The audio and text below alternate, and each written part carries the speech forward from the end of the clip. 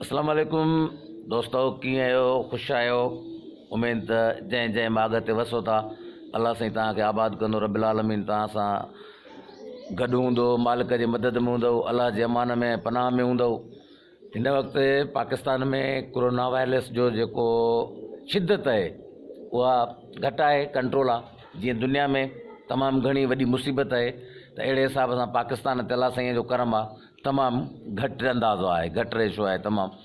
ऐं जेको असां हिन सां जंग जुटरी आहे, सभु पाकिस्तानियुनि गॾिजी त घरनि में रहिया आहियूं ऐं हुकूमत सां भरपूर तावन कयो अथसि।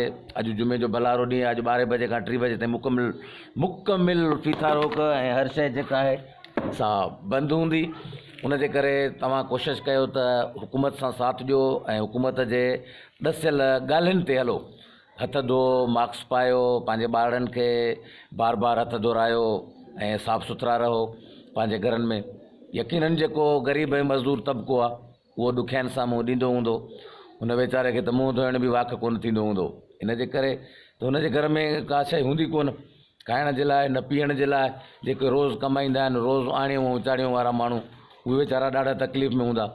इनजे करे हिकिड़ो नंढिड़ो आर्टिस्ट थी करे क़ौम में जेके सरहंदीअ वारा आहिनि उन्हनि खे मैसेज ॾींदुसि त महिरबानी करे ख़ुदा रा पंहिंजे मासूम ग़रीबनि जे ॿचड़नि जो ख़्यालु कयो, जेके रोज़ु कमाईंदा आहिनि उन्हनि जा ॿचड़ा बुख ते हूंदा। अॼु 15 ॾींहं आहे लॉकडाउन खे, उहे वीचारा न कमाए सघंदा हूंदा, न काॾे उथी सघंदा हूंदा। दौरु अहिड़ो थो हले जो कंहिंखां को माण्हू उधारो घुरंदो त उहो उधारो बि कंहिंखे ॾियण जे लाइ तयारु कोन हूंदो। हर को पंहिंजे घरनि में महदूद आहे। त महिरबानी उहे सरहंदीअ वारा जेके असांजा MP MNA आहिनि, हुकूमत बि ऐलान कया आहिनि, पर हिन वक़्त ताईं अॼु 14-15 ॾींहं आहे त कंहिंखे रुपयो बि कोन मिलियो आहे। ग़रीब गुरबे वीचारे खे, उहे वीचारा उते पीड़जनि था पिया बुख में। थी सघे त हिन वबा खां वधीक असांजा बुख में माण्हू मरी वञनि।